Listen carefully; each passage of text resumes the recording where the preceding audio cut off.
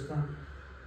Xo'p, asosiy maqsadimiz hozirgi kunda Milliy bankdan majburiy kredit mahsulotlari, kredit produktlari to'g'risida fuqarolarga, yoshlarga tanqid qilgan ma'lumot berish hisoblanadi. Hozirgi kunda Milliy bank ushbu filialda asosiy majburiy kreditlarimiz va tadbirkorlar uchun imtiyozli kreditlar uchun 2 sonli qaror asosida 22%dan 8 yil muddatga aylanmalar uchun qo'yish.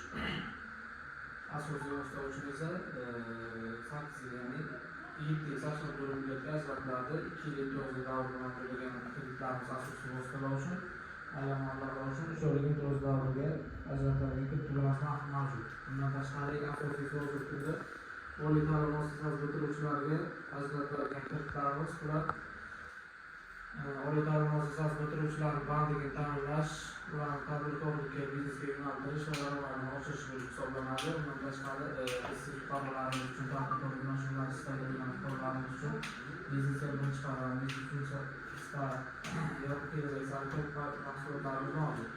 Bular fuqarolarga 1 million so'mgacha ajratiladigan kreditlar bo'lib hisoblanadi. Bularga faqat ismli shaxs kafilligi bilan beriladi. Bundan tashqari ipoteka kreditlarimiz, avtokredit,